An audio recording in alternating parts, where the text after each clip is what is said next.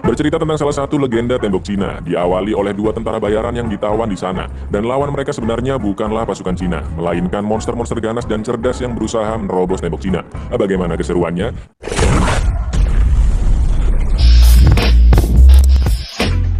Tembok besar Cina dengan panjang lebih dari 8.850 km dan butuh waktu lebih dari 1.700 tahun untuk membangunnya. Legenda mengatakan tembok ini dibangun untuk melindungi dari suatu bahaya, dan inilah kisah legenda tersebut. Di abad pertengahan terlihat 5 orang tentara bayaran dari Eropa sedang dikejar oleh suku bukit. Mereka berhasil mengalihkan perhatian musuhnya dengan melepaskan kuda ke arah yang berlawanan. 21 orang sudah terbunuh dan mereka sudah berkuda selama 6 bulan lamanya. Mereka harus terus pergi ke arah utara untuk mendapatkan sesuatu yang mereka cari. Lalu tiba-tiba makhluk misterius menyerang. 3 orang tewas dan hanya tersisa William dan Tovar. Mereka berhasil membunuh makhluk misterius tersebut. Potongan tangan makhluk itu dibawa agar mereka bisa mencari tahu makhluk apa itu sebenarnya. Perjalanan dilanjutkan kembali dan suku bukit mengejarnya. Sampai akhirnya mereka tiba di tembok besar Cina yang dijaga oleh pasukan Orde tanpa nama. Mereka berdua pun memilih menjadi tawanan di sana daripada harus kembali dan dibunuh oleh suku bukit. Mereka berdua memberitahu potongan tangan makhluk yang menyerangnya. Komandan Lin bertanya di mana mereka bertemu makhluk tersebut. William mengatakan jika mereka melihatnya di daerah pegunungan 2 hari yang lalu.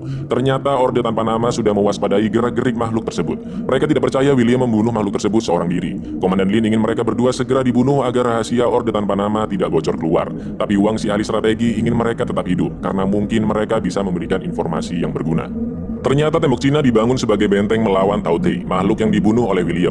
Orde tanpa nama memperkirakan Tao Te akan menyerang 9 hari lagi, tapi ini jauh lebih cepat dari dugaan mereka. Wang bilang informasi dari mereka berdua sangatlah penting, karena itu saat ini mereka tidak akan dibunuh dan akan ditawan. Jenderal Shao bilang sudah 60 tahun mereka mempersiapkan ini, dan hari peperangan akhirnya datang juga. Tugas pasukan dibagi berdasarkan warna baju perang, hitam pasukan darat, merah pemanah, ungu pasukan jarak dekat, dan biru pasukan berani mati. Mereka semua terlihat gugup dengan peperangan melawan Tao Te, lalu tiba-tiba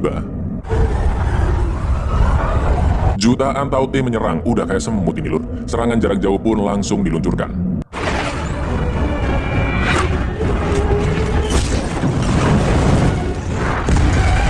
Tao Te akan langsung mati jika matanya tertusuk. Kini giliran pasukan biru yang menyerang.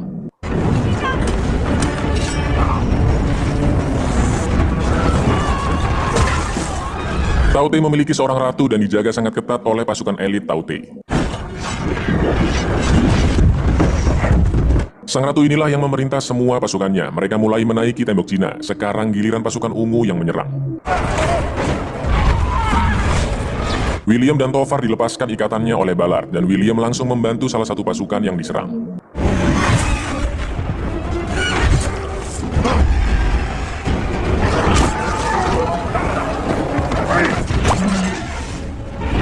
Tiga Tao Te berhasil dibunuh oleh William. Sang ratu yang sangat cerdas dan sudah menganalisis situasi, menarik mundur semua pasukannya. Tao Te yang sudah mati juga dibawa kembali. Jenderal Shao memuji pertarungan William dan Tovar. Mereka berdua pun dipersilahkan untuk beristirahat. Peng berterima kasih karena William telah menyelamatkannya. Lalu Jenderal Shao bilang bahwa Tao Te kini sudah jauh lebih cerdas dibandingkan 60 tahun yang lalu. Ternyata tujuan William dan Tovar adalah mencari bubuk hitam, senjata paling berbahaya di abad itu. Begitu pula dengan Ballard. 25 tahun yang lalu dia juga dibayar untuk tujuan yang sama, mendapatkan bubuk hitam. Mereka tidak ingin berlama-lama di sana. Ketika bubuk hitam ditemukan, mereka akan segera pulang untuk menerima bayaran. William dan Tovar yang sudah merapikan diri disambut meriah oleh Orde tanpa nama. Jenderal Shao berterima kasih atas keberanian mereka. Jenderal Shao ingin melihat lagi kemampuan memanah William. Get one of the cups. Now, get one of the cups. What to eat? Ballard bilang bahwa mereka harus merahasiakan tujuannya ke sini demi keselamatannya dan meminta mereka menemuinya nanti malam. Di Orde tanpa nama hanya Lin dan Wang yang bisa berbahasa Inggris. Lin diajari bahasa Inggris oleh Ballard. William pun menceritakan bahwa dirinya sudah melalui banyak pertempuran hanya karena uang dan makanan. Lin pun mengajaknya ke tembok dan meminta William mencoba melakukan tugas pasukan biru. Lin bilang bahwa pertempuran Orde tanpa nama bertujuan untuk kepercayaan, bukan untuk uang ataupun makanan. Lin bilang bahwa William seharusnya belajar untuk mempercayai sesuatu. Tapi William bilang bahwa dia bisa hidup hari ini karena dia tidak percaya kepada siapapun. Malam harinya Ballard menunjukkan sedikit bubuk hitam yang dicurinya dari Wang. Ballard mengajak mereka mencuri persediaan bubuk hitam dan kabur dari sana tepat ketika serangan terjadi saat pasukan meninggalkan pos penjagaannya. Wang memanggil William dan Tovar. Wang mengatakan bahwa batu magnet yang dibawa William mungkin akan berguna untuk pertempuran. Ternyata Tao Te berasal dari meteor yang menghantam daratan Cina 20 abad yang lalu. Meteor ini dipercaya sebagai hukuman dari langit atas keserakahan Kaisar Cina yang membuat seluruh daratan Cina menderita. Tao Te akan bangkit setiap 60 tahun sekali untuk menghukum manusia-manusia yang serakah. Tao Te memakan apapun dan akan diberikan kepada ratunya untuk berkembang biak. Jika Taute berhasil menerobos masuk ke ibu kota dan mendapatkan nutrisi makanan dari 2 juta penduduk di sana, maka dunia sudah tidak akan terselamatkan lagi. Di lain tempat, pasukan Menara Barat diserang. Jenderal Shaw dan Komandan Lin menyiapkan pasukannya untuk bertempur. Ternyata mereka telah dijebak. Bukan hanya satu Taute, tapi ada Taute lain dari belakang mereka, dan Jenderal Shaw terkena gigitannya. Shaw yang sudah sekarat mengangkat Lin sebagai jenderal baru. Shaw pun akhirnya tewas.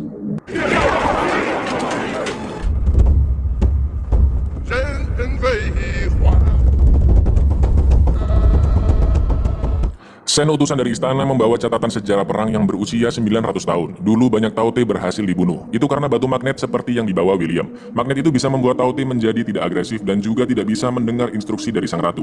William memiliki ide untuk membuktikan kebenaran kekuatan magnet tersebut dengan cara menangkap seekor Taute layaknya menangkap paus menggunakan kail tombak.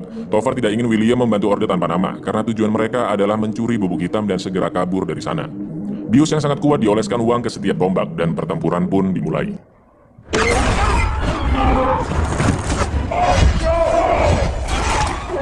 Di lain tempat, Tovar dan Ballard bersiap untuk kabur, tapi Tovar tidak bisa meninggalkan William sendirian. Sedangkan William masih galau antara kabur atau membantu para pasukan. Kail tombak sudah ditembakkan, beberapa Taute berhasil ditusuk, tapi dengan mudah mereka melepaskannya. Hanya tersisa satu Taute. William pun datang untuk membantu. Butuh waktu lebih lama sampai Bius benar-benar bekerja. Cincin api ditembakkan untuk melindungi sasaran dari kawanan lainnya, dan karena kail akan lepas, William terpaksa turun ke bawah.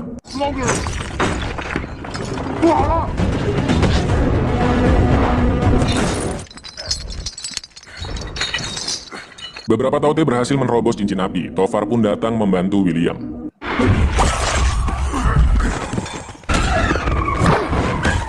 Lin membantu mereka berdua dengan menggunakan bubuk hitam. Pasukan pun datang membantunya, dan William tidak sadarkan diri. William dan Tovar berhasil selamat. Lin bilang dia menggunakan senjata berbahaya yaitu bubuk hitam untuk menyerang Taute. Lin meminta William melupakan soal bubuk hitam karena bubuk itu diincar oleh manusia-manusia yang serakah. Belum tahu aja Lin tujuan mereka, ya kan? Wang mencoba mendekatkan magnet ke Taute dan Taute langsung tertunduk diam. Sesuai perintah Kaisar Cina, jika ada Taute yang berhasil ditangkap hidup-hidup harus segera dikirimkan ke ibu kota. Sen pun membawanya pergi. Tovar bilang bahwa William hanyalah seorang pencuri, pembohong, dan pembunuh, jadi nggak usah sok berlagak sebagai pahlawan. Semua pasukan dikerahkan ke tembok karena ada pergerakan dari Taute. Tovar dan Ballard mengambil kesempatan ini untuk kabur tanpa William. Mereka menghancurkan gudang untuk mengambil senjata dan bubuk hitam. William pun berusaha menghentikan mereka. William menyadari pertarungannya selama ini hanyalah keserakahan belaka. William ingin melakukan sesuatu yang lebih berharga. Di lain tempat, ternyata serangan Taute hanyalah sebuah pengalihan. Selagi mereka menyerang, Taute yang lain menggali terowongan agar bisa menembus tembok besar Cina. Orde Tanpa Nama harus sampai di ibu kota sebelum Taute menyerang. Mereka berencana menggunakan balon agar bisa sampai dalam waktu 6 jam. Meskipun cara ini sangat berbahaya dan belum pernah dicoba sebelumnya. Shen sudah sampai di ibu kota Bianliang, dan kaisarnya ternyata masih bocil dong. Pipis aja belum lurus kayaknya lur. William dianggap sudah berkhianat. Lin kini tahu tujuan mereka bertiga adalah mencuri bubuk hitam. Tapi William membantah. William bilang jika dia berusaha menghentikan Tovar dan Ballard. Peng ternyata melihat kejadian pencurian itu dan bersaksi bahwa William memang mencoba menghentikan mereka. Meskipun begitu, Lin meminta William dikurung dan mengirim pasukan untuk mengejar Tovar dan Ballard. Di perjalanan, Ballard meminta Tovar naik ke atas bukit untuk mencari jalan yang benar. Tapi ternyata Ballard berkhianat. Balon mulai diterbangkan dan banyak pasukan tewas karena tidak bisa menyeimbangkannya. Tiba-tiba Peng membebaskan William. William dibebaskan karena Taute sudah sampai di ibu kota. Wang bilang jika sekarang William bebas mencuri apapun yang dia inginkan dan menceritakan pada semua orang bahwa dunia dalam bahaya. Tapi William ingin membantu mereka dan satu-satunya cara untuk memenangkan pertarungan adalah dengan membunuh ratunya. Peng juga memohon untuk diikutkan berperang. Dengan cerobohnya, Shen mendemonstrasikan fungsi dari magnet. Taute yang tersadar pun memberikan sinyal ke ratu di mana lokasinya berada. Ballard ditangkap oleh suku bukit, dan karena suku bukit tidak tahu apa itu bubuk hitam, dengan santainya mereka membakarnya, ya kan? Mampus. Mereka semua mati. Tovar kini menguasai semua persenjataan dan bubuk hitam, tapi pasukan Orde Tanpa Nama berhasil mengejarnya. Ibu kota sudah dihancurkan oleh Taute. Lin yang dalam keadaan terdesak diselamatkan oleh William. Tao Te tidak akan menyerang ketika ratu sedang makan. Jika ratu mati, maka seluruh Tao Te akan membeku karena tidak mendapatkan sinyal. Wang berencana memberikan makanan ke Tao Te yang disandra dengan bubuk hitam yang diikat di silitnya, dan nanti akan diledakkan ketika dia kembali ke ratunya. Peng terkena cakaran dan terluka parah. Peng pun mengorbankan dirinya untuk menghambat serangan Tao Te. William, Lin, dan Wang melepaskan Tao Te. Dia pun langsung makan dan kembali ke ratunya.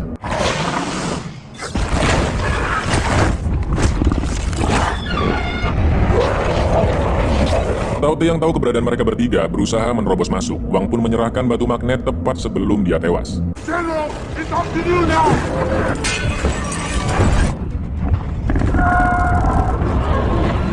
Dua kali panah William berhasil digagalkan pasukan elit Tao Te. Sang ratu yang tahu lokasi William memerintahkan semua pasukan untuk menyerangnya.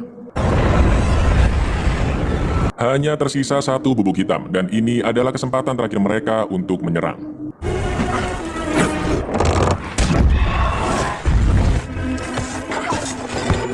Sang ratu berhasil dibunuh, dan sesuai perkiraan seluruh Tao Te membeku karena tidak mendapatkan sinyal. William mendatangi Tofar yang disandra. William bilang karena kemenangan ini dia diperbolehkan membawa bubuk hitam sebanyak yang dia mau, plus dikawal kavaleri sampai dia pulang ke rumahnya. Tapi Kaisar memberikan pilihan, membawa bubuk hitam atau menyelamatkan Tofar. Dan tentu saja William memilih menyelamatkan sahabatnya. Mbak Lin mengucapkan perpisahan ke William. William juga mengucapkan selamat kepada Lin yang menjadi jenderal wilayah Barat Laut. William dan Tofar pun akhirnya kembali pulang. Hampir sepanjang film full CGI, dan memang kerasa banget budaya Cina ditonjolkan. Itu baju-baju perangnya juga keren banget lur. Film kolaborasi Tiongkok dan Hollywood dengan budget termahal ini memang sangat seru dan memanjakan mata. Meskipun begitu, film ini dinilai gagal karena kurang banyak memasukkan unsur kebudayaan Cina. Begitu pula dengan alur cerita yang cepat sehingga melupakan sisi kedramatisannya. Tapi di luar dari kekurangan-kekurangan tadi, kalian akan sangat terhibur ketika menonton The Great Wall secara utuh. Ya nggak utuh kan hubungan kalian lur.